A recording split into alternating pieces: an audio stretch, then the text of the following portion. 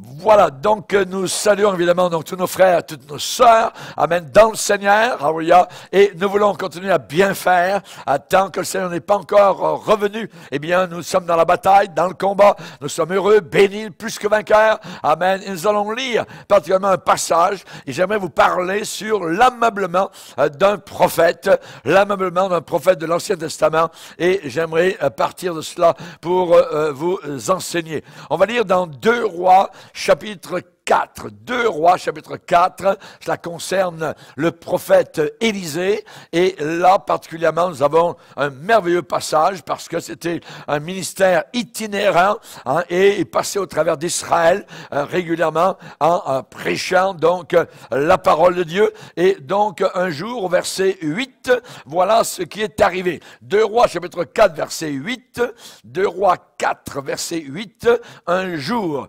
Élisée passait par Sounem. Il y avait là une femme de distinction qui le pressa d'accepter à manger. Et toutes les fois qu'il passait, il se rendait chez elle pour manger. Elle dit à son mari, « Voici, je sais que cet homme qui passe toujours chez nous est un saint homme de Dieu. Faisons une petite chambre haute avec des murs, et mettons-y pour lui un lit, une table, un siège et un chandelier, afin qu'il s'y retire quand il viendra chez nous. » Élisée, étant revenu à Sounem, se retira dans la chambre haute et y coucha. Amen. Seigneur, merci. Merci pour l'enseignement des Saintes Écritures et merci pour chaque passage inspiré. Merci pour cette grappe de raisins que nous avons là, remplie de jus succulent. Nous te demandons, Seigneur Jésus, que nous puissions vraiment déguster, Seigneur, ta puissante parole, afin que nous puissions éprouver de l'enseignement, du courage, de la force, de la réprimande, s'il le faut. Seigneur, nous avons besoin de toi, nous avons besoin de connaître pour avancer, et nous ne voulons pas périr faute de connaissance. Merci Seigneur, dans le nom puissant de Jésus. Amen. Et tout le peuple dit Amen, Amen, gloire à Dieu. On peut s'asseoir, frères et sœurs, chers amis, particulièrement, nous avons là devant nous, je dirais, un plat succulent. La parole de Dieu est merveilleuse, elle est glorieuse, il y a toujours des choses, je dirais, à découvrir. Et là, particulièrement, donc, voilà cette femme de distinction, elle reconnaît l'homme de Dieu, elle vit très très bien avec son mari, ils aiment le Seigneur, et ils ont une idée, je dirais, c'est de faire un petit travail de construction et faire un rajout à leur maison actuelle. C'est de bâtir une chambre haute avec des murs, donc en solide, pour que lorsque le prophète passe donc dans ses voyages d'itinérance pour annoncer la bonne nouvelle, il puisse avoir un lieu pour se retirer, qu'il n'ait pas besoin d'aller à l'hôtel, donc du coin, on pourrait dire, en traduisant ça aujourd'hui, donc, et qu'il y ait cette petite chambre pour qu'il s'y retire. Et elle dit cela à son mari, cette femme de distinction, et elle dit, je sais que cet homme qui passe est un saint homme de Dieu. Faisons donc une petite chambre haute avec des murs et mettons-y un mobilier. Et dans ce mobilier, il y a une simplicité, je dirais, merveilleuse, merveilleuse. C'est ça qui est le plus important que moi-même, je recherche. Toujours une lampe, parce que des fois, quand je suis dans le décalage horaire, je suis décalé, et en pleine nuit, à 2 heures du matin, bon, ben, on est debout, les yeux ouverts, tout ça. Donc, c'est merveilleux s'il y a au moins une lampe qui éclaire la table, amen, et s'il y a évidemment, donc, un siège pour s'asseoir, et le lit est à côté, et là, donc, c'est parfait, donc, pour pouvoir étudier la parole de Dieu, prier le Seigneur, se placer, donc, donc devant notre Dieu. Et là donc, ces 4 mobiliers sont très importants et c'est sur cela que j'aimerais m'arrêter particulièrement. Hein. Mettons-y donc un lit, une table, un siège et un chandelier. Nous avons là la vie chrétienne, je dirais, qui est symbolisée par cet ameublement. Une vie chrétienne bien fournie, une vie chrétienne bien équipée. Hein?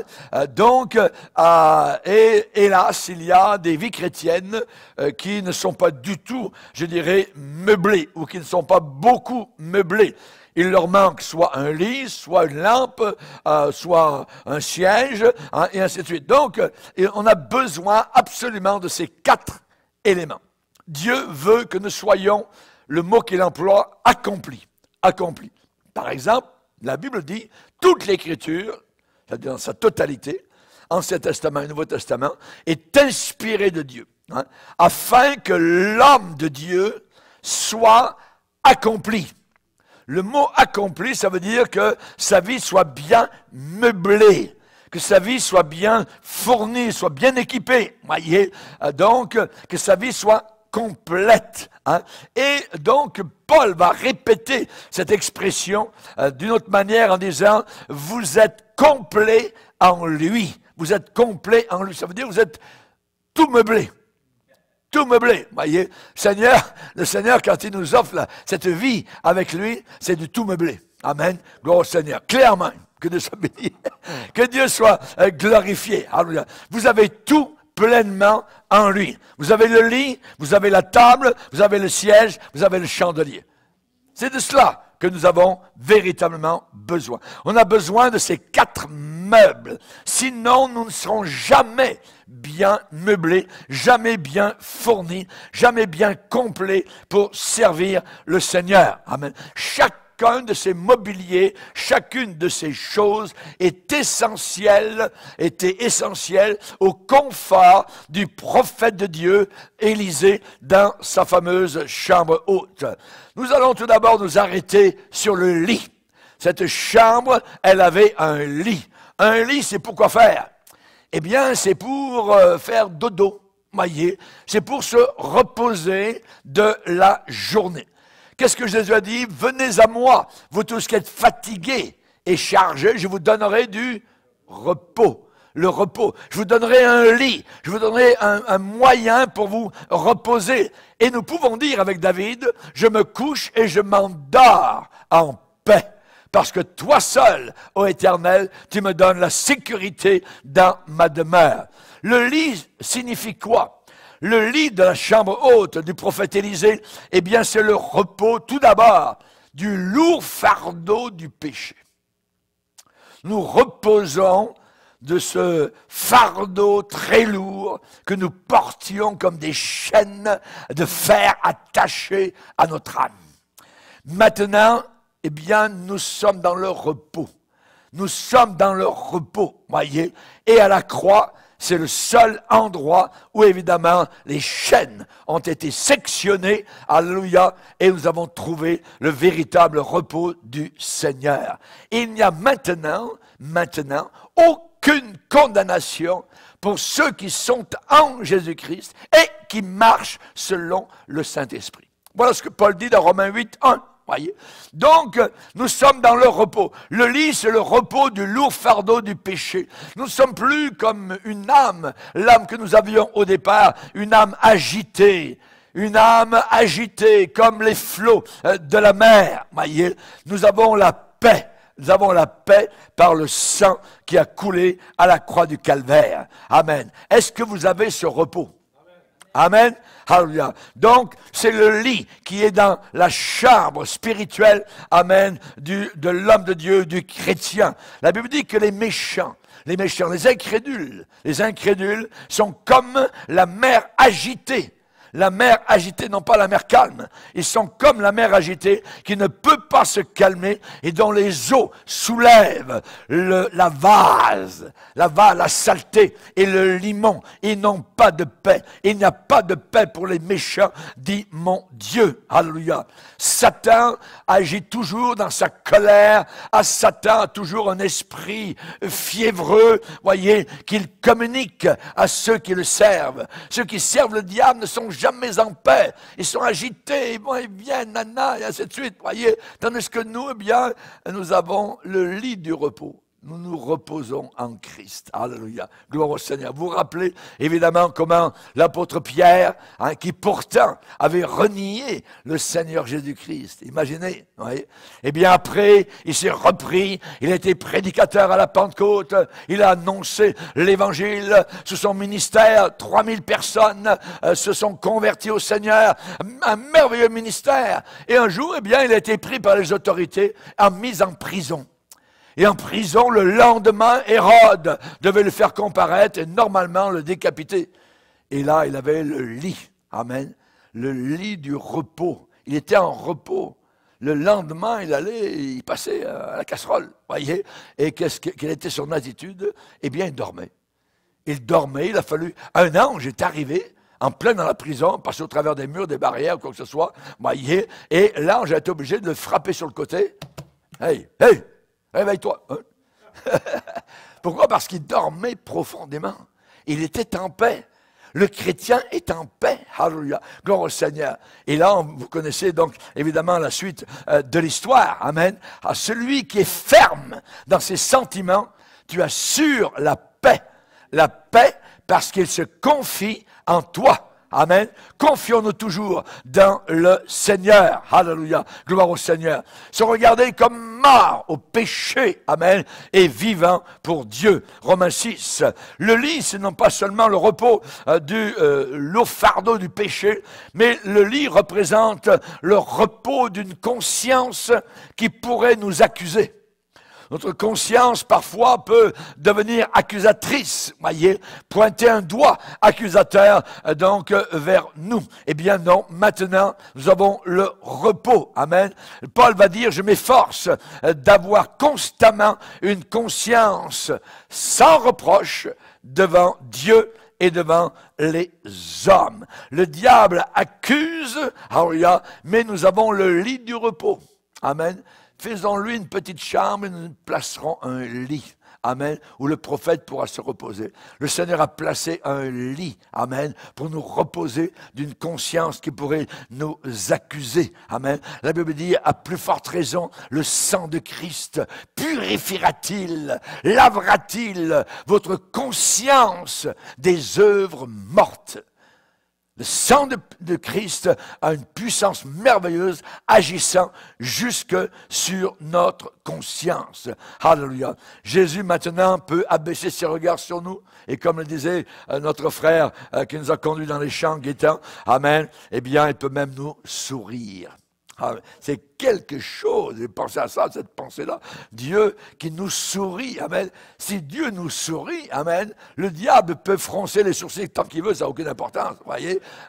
Qu'il aille dans son lieu, amen. Nous, c'est Dieu, amen, on veut lui plaire. Et Enoch, avant son enlèvement, il avait reçu le témoignage dans son cœur qu'il était agréable à Dieu. Ça veut dire Dieu lui souriait constamment. Dieu souriait sur Noé, même au milieu d'une génération perverse comme la nôtre. Nous avons besoin de ce sourire du Seigneur sur notre vie. Nous sommes en repos, le repos d'une conscience qui pourrait nous accuser. Gloire au Seigneur. Nous voulons lui plaire, nous voulons lui être agréable. 1 Jean chapitre 3 nous dit, quoi que ce soit que nous demandons, nous le recevons de lui parce que nous gardons ses commandements. Alléluia. Gloire à Dieu. Gloire au Seigneur.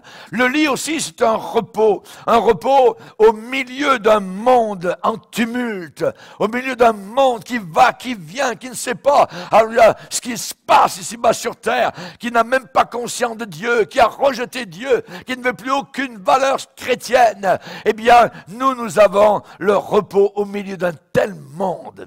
d'un tel monde, imaginez, alléluia. Pourquoi ce tumulte parmi les nations? Pourquoi ces vaines pensées parmi les peuples?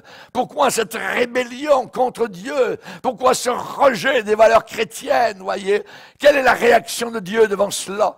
La Bible dit, Dieu se moque d'eux et se moque des moqueurs. Qu'est-ce que l'homme, le petit homme, imaginez, devant la puissance de Dieu. Même tous les hommes, tous ensemble, avec toutes leurs armées, avec, je dirais, leurs porte-avions, avec leurs armes, avec leurs missiles. La Bible dit que tout cela devant Dieu, c'est quoi? C'est comme une goutte d'eau dans un seau. Un seau, vous avez un seau? Une goutte d'eau. C'est ça la puissance des hommes devant Dieu. Imaginez, c'est rien. C'est rien, absolument rien devant le Seigneur. Autour de nous, nous avons des cœurs, des personnes remplies de crainte, remplies de peur, remplies d'effroi, remplies de doutes, remplies d'angoisse, remplies de soucis. Mais l'enfant de Dieu, il a le repos de Dieu dans son cœur. Alléluia, gloire au Seigneur. Quand la terre est bouleversée, la Bible dit dans le psaume, nous sommes sans crainte. Nous sommes sans crainte. Alléluia, gloire au Seigneur. Ne craignez pas ce que le monde craint. Le monde a des craintes, ils ont peur, ils ne savent pas, voyez. Ils sont rivés à la boîte noire, voyez, à la TV, à tout cela, les médias leur envoient des poubelles tous les jours, des mensonges, ainsi de suite, voyez. Et ils croient tout ça. Et ils ont peur. Mais nous sommes rivés à une boîte blanche. Alléluia, la parole de Dieu, et on nous envoie tous les jours des bonnes nouvelles. Une place nous a été préparée. Alléluia, une ville de gloire nous attend. Nos bien-aimés sont dans l'attente de voir le jour où on va arriver. Ils sont des milliers là-haut, des millions nous attendre. Alléluia, que Dieu soit béni. Alléluia, le repos, nous l'avons. Merci Seigneur, que Dieu soit béni. Alléluia, il y a beaucoup de paix pour ceux qui aiment ta parole. Il ne leur arrive aucun malheur. Amen. Et que Dieu soit béni. Alléluia. On peut aller en prison, mais ce n'est pas un malheur. Un malheur, c'est quelque chose, c'est aller en enfer. Voyez, aller en enfer, c'est un vrai malheur. Voyez, mais nous, aucun malheur nous arrive parce que nous sommes sauvés. Notre nom est inscrit dans le ciel. On a fait notre réservation. Amen. Alléluia. Gloire à Dieu. On est allé au bureau de voyage, le grand voyage éternel. Alléluia. On est allé devant l'officier recruteur. Le Saint-Esprit était là. Il a inscrit notre nom. Il a dit, tu peux entrer. Alléluia. Je vais inscrire ton nom sur le livre de vie de l'agneau. Alléluia. Merci Seigneur. Merci Seigneur. Alléluia. Donc nous avons le repos du lourd fardeau du péché, le repos d'une conscience accusatrice. Nous avons le repos au milieu d'un monde en tumulte et nous avons le repos même au milieu des responsabilités du service quand on sert le Seigneur. Nous avons le repos. Nous travaillons pour Dieu. Alléluia. C'est vrai, mais nous devons aussi laisser Dieu travailler. Amen.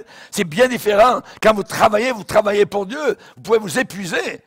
Vous pouvez faire une maladie, vous voyez, à cause de tous les problèmes, tout ça, et, des difficultés, tout ça. Un jour, je me rappelle dans une réunion de pasteurs, qui était très bien, et donc, celui qui annonçait la parole disait, si le bateau veut couler, restez pas sous le bateau, vous allez vous faire écraser. Vous voyez? Donc, ça veut dire quoi? Ça veut dire que Dieu contrôle toutes choses. Il contrôle les situations, il contrôle les pasteurs, il contrôle les navires, il contrôle les églises. Il sait ce qui se passe dans les églises, voyez. Il connaît tout. Alléluia. Et nous avons besoin non pas de travailler pour Dieu, mais de commencer à laisser Dieu travailler. La Bible déclare que lorsqu'ils sont partis annoncer la parole du Seigneur, les premiers disciples, eh bien quelque chose de formidable est arrivé. Il est dit, le Seigneur, après leur avoir parlé, fut enlevé au ciel et il s'assit à la droite de Dieu. Et ils s'en allèrent prêcher partout. Et le Seigneur travaillait avec eux. Alléluia. Et c'est bien différent que eux travaillaient avec le Seigneur. Le Seigneur travaillait avec eux.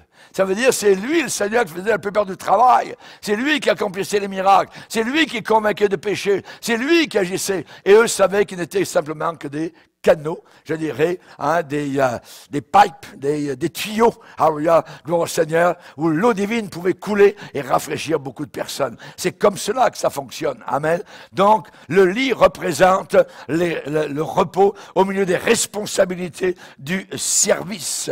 Alléluia. Donc, il faut simplement répondre à ses ordres. Simplement répondre à ce qu'il demande. Avoir confiance en lui. Totalement confiance. Une obéissance totale à sa volonté.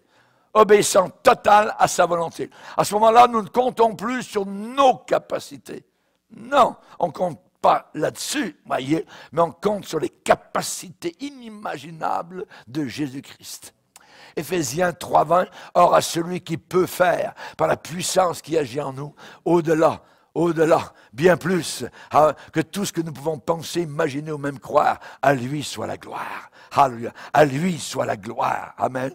Lorsque Paul est arrivé à Athènes, il s'est confié dans le Seigneur. C'était une ville fermée, une ville sophistiquée, une ville psychologisée, une ville où la sagesse gréco-romaine menait, je dirais, haut le pavé. Eh bien, Paul est arrivé là-dedans. Il a dit, nous ne sommes pas venus pour vous parler des discours persuasifs de la sagesse humaine, avec des belles paroles de psychologie, tout ça bien étudié. Nous sommes venus avec la puissance du Saint-Esprit et nous n'avons rien voulu savoir que la croix et la puissance du calvaire, la puissance qui change les cœurs. Et c'est ainsi que le drapeau de l'Évangile a été planté à Corinthe, en plein milieu du paganisme. Alléluia. Et une magnifique église a pu être fondée. Mais il a dit, je ne suis pas venu avec les discours persuasif de la sagesse humaine.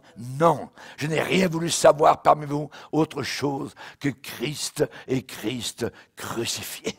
La puissance, elle est là, à l'intérieur du message de la croix, built-in, à l'intérieur. Il y a le message puissant qui change les cœurs, qui change les situations. Alléluia. On ne compte plus sur nous-mêmes, on compte sur sa capacité. Alléluia. La Bible dit, pour nous qui avons cru, nous entrons dans quoi? Nous entrons dans le repos. Alléluia. On s'en va sur notre lit. Amen. On va se reposer.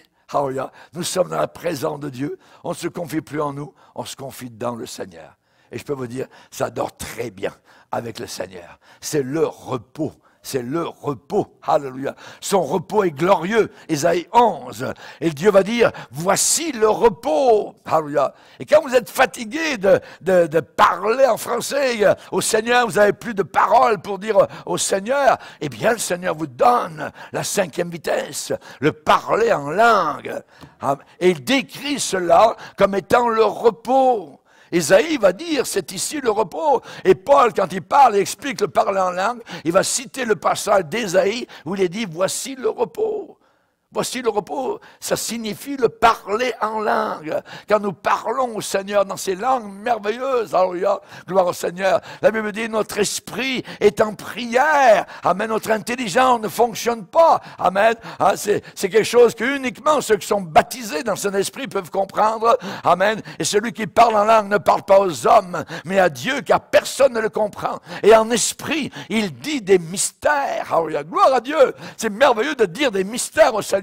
Et quand vous arrêtez de parler en langue, votre esprit est édifié. Vous êtes bâti dans le Seigneur. Vous êtes rempli, amen, de la puissance du Saint-Esprit. Alléluia. Gloire au Seigneur. Que Dieu soit glorifié. Heureux dès à présent les morts qui meurent dans le Seigneur. Oui, dit le Saint-Esprit, afin qu'ils se reposent de leurs œuvres, car leurs travaux les suivent. Amen. Tout ce que nous faisons ici-bas sur terre depuis que nous sommes sauvés, tout cela nous suit. Tout cela est enregistré, amen. Il y a certains qui peuvent avoir un bon petit train, une belle, vous êtes la locomotive, vous voyez, et derrière, il y a un paquet de wagons. Tout cela vous suit jusque dans l'éternité. Alléluia. Ce que vous avez fait pour le Seigneur la semaine passée, tout cela, amen, va vous suivre pour l'éternité. Heureux dès à présent les morts qui meurent dans le Seigneur. Oui, dit l'Esprit. L'Esprit confirme cela, afin qu'ils se reposent. Qu'ils se reposent de leurs œuvres, car leurs travaux les suivent. Alléluia. Merci Seigneur. Gloire à Dieu. Tandis que les autres qui vont en enfer, eh bien la Bible dit, ils n'ont de repos, ni le jour ni la nuit. Quelle punition d'avoir négligé la croix, ne pas avoir cru, amen, leur salut qui a été tout accompli. Alléluia, hein, une boîte, je dirais, cadeau, bien pactée, bien ficelée, leur a été présentée. Pouf, ils ont mis ça à la poubelle. Ils n'ont de repos ni le jour, ni la nuit. Ils n'ont de repos ni le jour, ni la nuit. Alléluia. La Bible dit, la fumée de leur tourment monte au siècle des siècles, et ils n'ont de repos ni jour ni nuit. Alléluia. Quiconque reçoit la marque du nom de la bête. Amen. Et ceux qui vont en enfer, eh bien, c'est la même chose. Que Dieu soit béni. Nous allons passer au deuxième ameublement. Amen. Alléluia. Le deuxième ameublement, le deuxième meuble, c'est la table. La table, voyez. La table nous parle de quoi? La table nous parle de manger. La table nous parle de communion. Hein? On mange à table. Amen.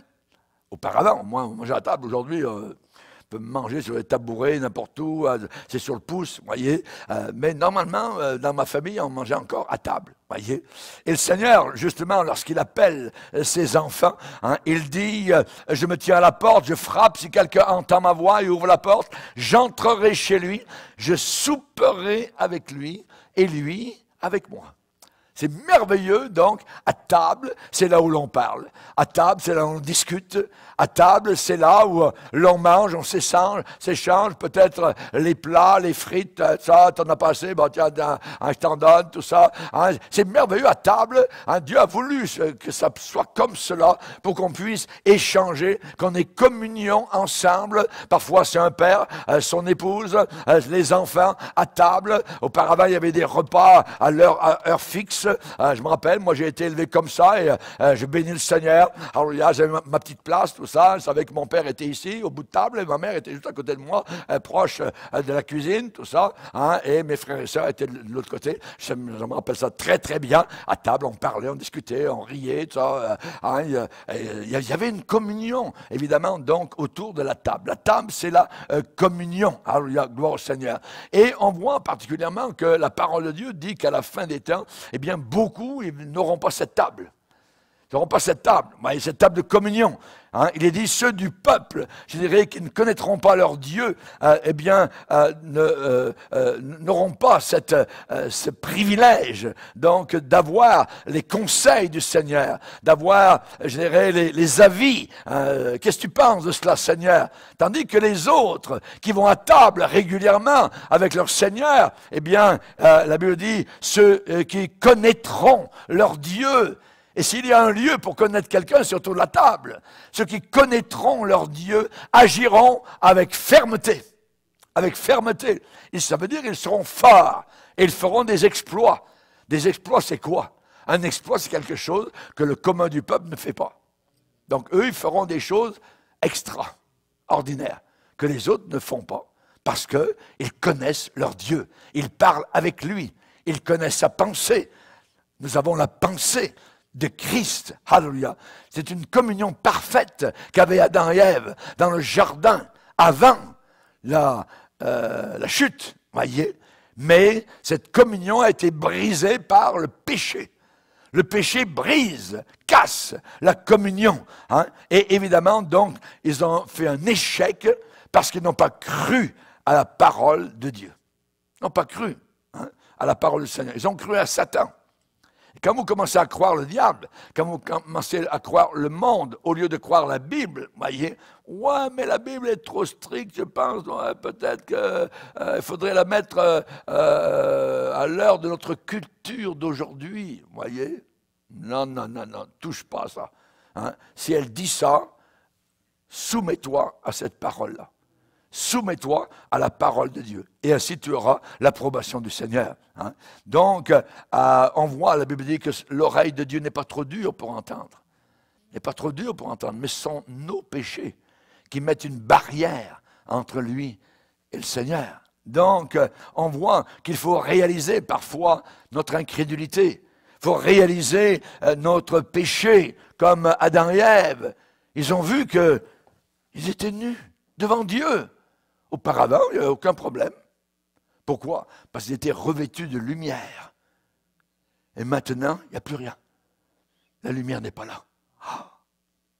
Et ils ont eu peur Pour la première fois de leur vie, le mot peur est entré dans leur vocabulaire. J'ai eu peur. J'ai eu peur, voyez. Donc, la Bible dit que nous avons besoin, cette table de communion, de venir vers le Seigneur régulièrement. J'entrerai chez lui. S'il est entré chez vous, le jour de votre salut, alors il veut souper avec vous. Et vous, avec lui. De parler ensemble. Notre communion est avec le Père et avec son Fils.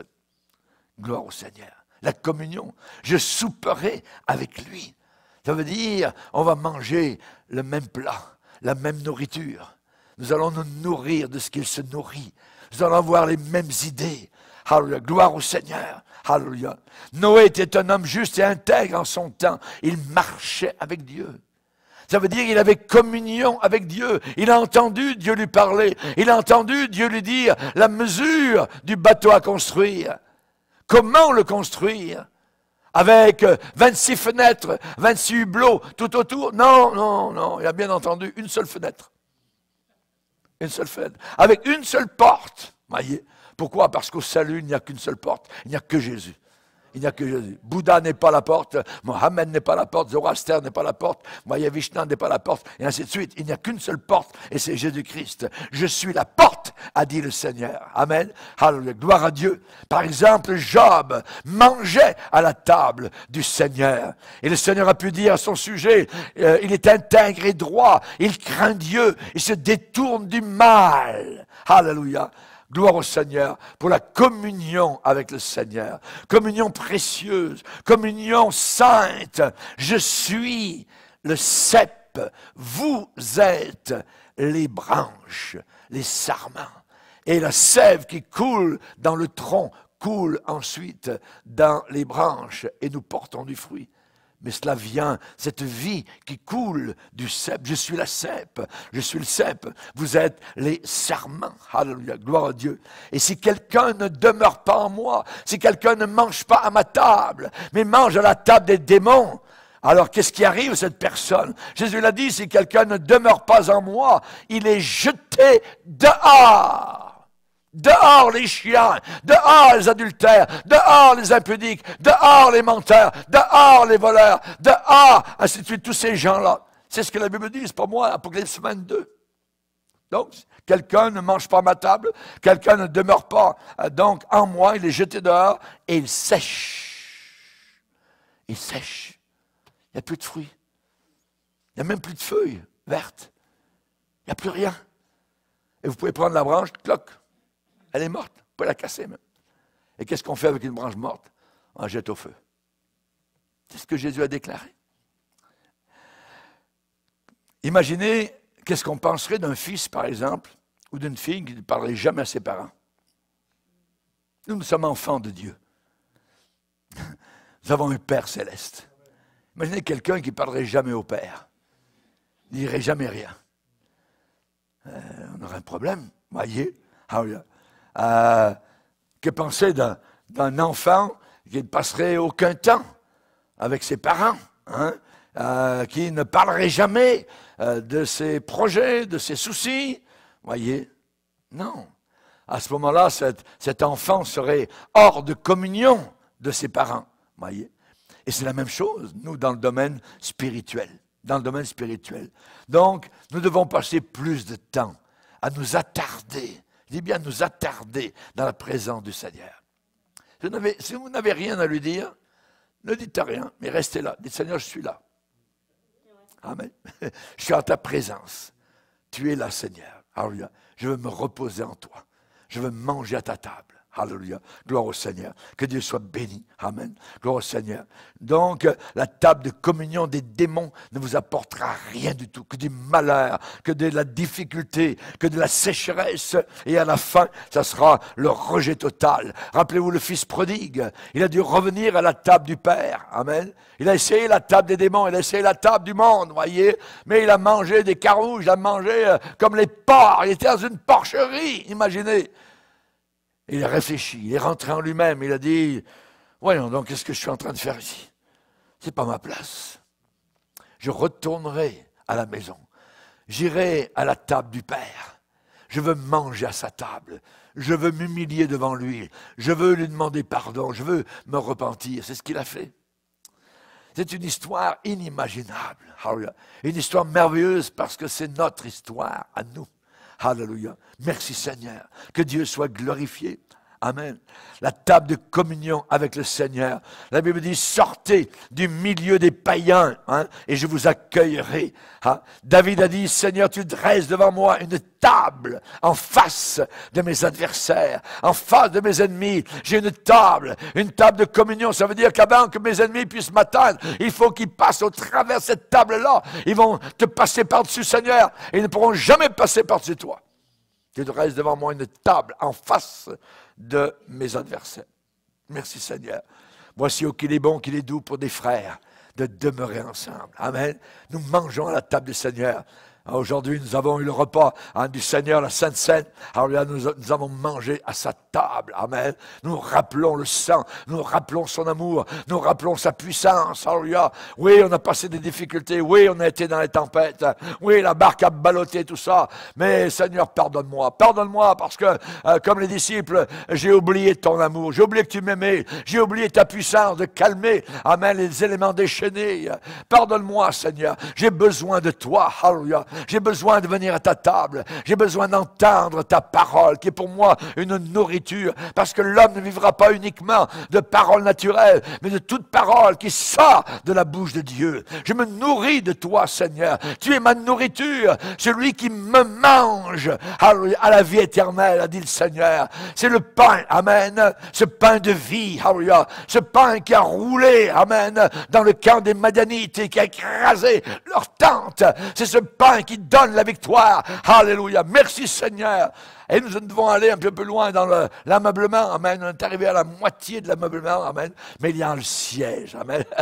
Heureusement, imaginez qu'on ait, je dirais, le lit, on a une table, pas de chaise. Ah ben mes amis, voyez, on a besoin de s'asseoir. Donc la chaise, amen, c'est le siège de l'instruction. C'est le siège de l'instruction. Amen. Nous devons devenir ce que Dieu veut que nous soyons. C'est ça le but de la vie chrétienne. Alléluia. Amen. Pierre, pour l'instant, tu es du sable, mais tu vas devenir du roc. Amen. Alléluia. Le Seigneur savait ce qu'il allait faire avec l'apôtre Pierre. Et nous devons prendre le temps à nous asseoir à ses pieds. Aux pieds du Seigneur. Deutéronome 33, verset 3. Oui, le Seigneur aime les peuples. Tous ses saints sont dans ta main. Ils se sont tenus à tes pieds et ils ont reçu tes paroles. Alléluia. Ils ont reçu tes paroles. Rappelez-vous Marie à Béthanie. Elle était au pied de Jésus dans le salon. Sa sœur Marthe montait, descendait, les casseroles, bing bang dans la cuisine, tout ça. Hey Jésus, est-ce que tu peux dire à ma sœur de venir m'aider un peu, là, tout ça? Elle est en train de perdre son temps à tes pieds, là. Hey, hey. Marthe, Marthe, tu t'agis, tu t'occupes pour beaucoup de choses. Et ta sœur Marie, qui est à mes pieds, a choisi la bonne part, qui ne lui sera pas enlevée. Alléluia. La bonne part, c'est être assis sur le siège de l'instruction. Seigneur, parle-moi. Parle-moi, Seigneur. Alléluia. Vous savez, être un disciple du Seigneur, ça vient du mot discipline. Discipline, amen. Un disciple du Seigneur est discipliné. Il est discipliné. Prenez mon joug sur vous. Recevez mes instructions. Alléluia. Parce que mon joug est doux. Alléluia. Et mon fardeau léger. Il y a quelque chose de contradictoire. Un fardeau, normalement, par le mot fardeau, ça veut dire, c'est lourd, c'est un fardeau. Mais Seigneur dit, le mien, mon fardeau, il est léger. Alléluia, alléluia, gloire au Seigneur. C'est à peu près comme nous voyons les choses invisibles. C'est une contradiction. Mais c'est vrai, nous qui croyons, nous pouvons vivre ça. Nous voyons les choses invisibles. Alléluia. Quand vous avez été sauvés, vous avez vu Jésus, vous avez vu la lumière, vous avez vu le calvaire, vous avez vu la croix, vous avez fait ce voyage pour vous repentir de vos péchés. Merci Seigneur. Alléluia. Gloire à Dieu. Applique-toi à la lecture, Timothée. Beaucoup de chrétiens sont indisciplinés. Beaucoup le sont indisciplinés, et ils sont ignorants des voies du Seigneur. Ils sont remplis d'eux-mêmes, remplis de leur propre volonté. Il y a un verset dans la parole de Dieu qui est très intéressant dans un psaume, le psaume 103, hein, où il est déclaré particulièrement donc au sujet du peuple d'Israël et au sujet de Moïse. Et il y a là donc quelque chose qui est différent entre le peuple d'Israël et Moïse. Qu'est-il dit dans ce passage-là? Je vais vous le dire. Hein, il est dit que Dieu a manifesté ses voies à Moïse. Ça veut dire que Dieu a parlé à Moïse et il lui a montré comment il agissait, quelle était sa manière de fonctionner. Et ensuite, le verset continue en disant, il a manifesté ses voies à Moïse et ses œuvres aux enfants d'Israël. Tout ce que les enfants d'Israël ont connu, c'est les œuvres de Dieu. Ils ont vu les deux montagnes d'eau quand ils ont traversé la mer Rouge. Hein, ils ont bu à un rocher que Moïse avait frappé. Ils ont vu le jugement de Dieu sur Corée qui s'était rebellé. La terre s'est ouverte, a englouti toute cette famille de rebelles. Imaginez, voyez. Donc les enfants d'Israël ont vu quoi? Ils ont vu les œuvres. Les œuvres. Mais Moïse, intime avec le Seigneur, lui a non seulement vu les œuvres de Dieu, mais il a connu les voies de Dieu. Comment Dieu agit-il? Mes voies ne sont pas vos voies. Rappelez-vous Ésaïe 55. Alléluia. Moïse connaissait les voies de Dieu. Alléluia. Et nous, comme chrétiens, quand nous avons le discernement, nous pouvons dire, oh, ça c'est les voies du Seigneur. Dieu agit comme cela. Alléluia. Ce que nous ne comprenons pas peut-être maintenant, nous allons le comprendre bientôt. Alléluia. Merci Seigneur. Merci Seigneur. Donc, on voit à partir du moment où nous devons méditer la parole de Dieu. C'est le siège. Amen. Un siège. La méditation des Écritures. Que ce livre ne s'éloigne pas de toi. Quand ce livre commence à s'éloigner de vous, vous ressentez qu'il y a quelque chose qui cloche. Que ce livre reste, je dirais, à ton côté. Que ce livre use les pages, macule les pas de tes larmes, alléluia, souligne, apprends par cœur certains passages, que ce soit, je dirais, ton établi de travail, la parole de Dieu, que ce livre ne s'éloigne pas de toi. C'est à ce moment-là que tu auras du succès dans tes entreprises et que tes œuvres réussiront. Il faut l'étudier. L'apôtre Paul a dit à Timothée, efforce-toi de te présenter devant Dieu comme un homme éprouvé. Ça veut dire qu'il a fait ses preuves. Tu es passé à la moulinette parfois, à difficulté, dans l'épreuve, comme un homme éprouvé, un ouvrier qui n'a pas à rougir et qui dispense droitement la parole de la vérité. Il y a tellement aujourd'hui de gens qui dispensent faussement la parole de Dieu. Ouais. Il faut donc la méditer, il faut l'étudier, et il faut y conformer nos vies. Que nos vies s'y conforment. Amen. Alléluia. Nous renversons les raisonnements. Alléluia. Gloire au Seigneur. Donnez-vous vous-même à Dieu. Esdras était béni dans l'Ancien Testament. Pour certaines raisons, il avait appliqué son cœur à étudier la parole de Dieu, 2, à la mettre en pratique, et 3, à l'enseigner. Il l'étudiait, il l'enseignait et il la mettait en pratique. Résultat, au-dessus de lui, la main de Dieu était présente. Il avait la faveur de Dieu. Il avait la bénédiction de Dieu. C'est ainsi que nous pouvons l'avoir. Et en terminant, le 4e, je dirais, élément, je dirais, d'ameublement d'un homme de Dieu, d'un chrétien vraiment spirituel, c'est le chandelier. Le chandelier. Donc nous avons le lit, la table, le siège, le chandelier. Le chandelier, c'est fait pour briller. Amen. Et ça nous parle de témoigner. Alléluia. Que votre lumière brille. Où ça? Sous le boisseau? Non, personne ne va la voir. Amen. Placez-la sur le haut de la colline, sur le haut de la montagne. Alléluia. C'est devant les gens autour de vous. Amen. Est-ce qu'il faut briller dans l'Église? Oui, certains, mais c'est pas là que le Seigneur désire que nous brillions. Hein? Tout le monde brille dans l'Église. Ce qu'il faut, il faut briller à l'extérieur. Amen. Le chandelier, le témoignage. Amen. Une vie rayonnante. Alléluia. Qu'est-ce que Jésus a dit par rapport à un grand témoin qui s'appelait Jean le Baptiste? Hein? Dans l'évangile de Jean, nous lisons au chapitre 5, amen, que Jésus a parlé de Jean, il a dit, Jean était la lampe. Quelle lampe? Une lampe qui brûle. Mais pas seulement qui brûle, qui est enflammée, mais qui luit. Ça veut dire qu'il brille, qui luit. Et vous avez voulu vous réjouir 1 heure à sa lumière. Amen. Nous avons besoin de ce chandelier. Alléluia. Jésus a dit, je suis la lumière du monde. Et ensuite, il a ajouté, vous êtes la lumière du monde.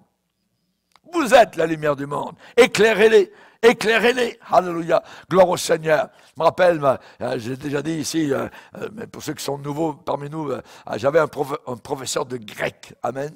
Il me rappelle, hein, c'était une sorte d'amphithéâtre, tout ça, on était assis, les étudiants, et en bas, il y avait le professeur de grec. Il me rappelle, un lundi matin, vous voyez, Bourgier, venez en avant pour nous. Il y avait une leçon, tout ça, de grec, tout ça. Et je me rappellerai toujours, il dit, Bourgier, brille. Brille, Bourgier! Alléluia. J'ai récité ma leçon de grec, évidemment, mais je me rappelle de ça. Vous voyez, parce que ça m'a frappé. Et plus tard, quand je suis devenu chrétien, alléluia, évidemment, donc, le Seigneur m'a dit, Raymond, brille. Brille, amen, alléluia. Et nous avons besoin d'être, je dirais, ce chandelier, ce témoignage dans le monde dans lequel nous sommes, amen. Le Seigneur veut briller au travers de nous, alléluia. Le Seigneur veut, je dirais, faire briller son témoignage dans notre foyer, au travail, hein, partout dans le monde où nous sommes, par nos actes, par nos paroles, alléluia, gloire au Seigneur. Que Dieu soit béni, que Dieu soit glorifié. J'aimerais vous dire une chose, on n'enterre jamais les saints de Dieu. On ne les enterre jamais. Pourquoi? Parce qu'ils parlent encore, même étant morts. Alléluia, gloire au Seigneur. À la radio, nous avons le chef de radio, amen, qui parle encore. Il est déjà mort, ça fait au moins 2 ans qu'il est mort, mais c'est lui qui annonce les émissions encore. Donc, il parle encore. Alléluia, gloire au Seigneur. Perry Rockwood est un grand prédicateur, voyez, mais ça fait 10 ans qu'il est mort, mais tous les jours, il passe encore à la radio, on l'écoute, voyez. Et si un jour je meurs, si il m'est arrivé que je meurs, voyez, eh bien, continuez, amen, à faire prêcher le pasteur Bourgier, amen, sur la radio, Internet, ainsi de suite, il faut continuer, il ne faut pas lâcher, amen, gloire au Seigneur. Donc, la Bible dit que nous devons briller, amen, comme des enfants de Dieu portant le flambeau de l'Évangile. Et où ça? Au milieu d'une génération perverse et corrompue. C'est là qu'il faut briller, au milieu des ténèbres. Au milieu des ténèbres, alléluia. Toi, demeure dans les choses que tu as apprises et reconnues certaines. Amen, alléluia. Gloire à Dieu. Donc nous avons le lit, le repos en Jésus-Christ. Nous avons la table de communion avec le Seigneur Jésus. Nous sommes en communion avec le ciel tous les jours. Amen, on peut lui parler. Nous avons le siège de l'instruction. Faisons-lui un petit siège, alléluia. Et nous avons le chandelier, amen, dans notre chambre haute. Et nous parlons de Jésus, nous parlons du Seigneur, nous parlons de ce qu'il est capable de faire. Nous parlons de guérison, nous parlons de délivrance, nous parlons d'impossibilité, nous parlons de miracles, alléluia. Jésus dit, vous serez mes témoins, alléluia. Vous serez mes témoins à Jérusalem, dans la Judée, dans la Samarie et jusqu'aux confins de la terre, aux extrémités de la planète Terre. Alléluia, gloire au Seigneur. Seigneur, nous te demandons de bénir abondamment tes enfants. Nous te remercions pour notre chambre haute, Seigneur. Nous voulons entendre le conseil de cette femme de distinction, Seigneur. Alléluia, qui a voulu avec son mari bâtir pour l'homme de Dieu une petite chambre, Seigneur, avec un lit, alléluia, avec une table, avec un siège, avec un chandelier. Alléluia, merci Seigneur pour ce que tu nous dis au travers de ces mots très simples. Comme tu es bon, comme tu es grand, à toi et à toi seul revient toute la victoire. Que ton nom soit béni au nom de Jésus. Amen. Et tout le peuple dit... Amen, amen. Gloire à Dieu. On va se lever devant le Seigneur.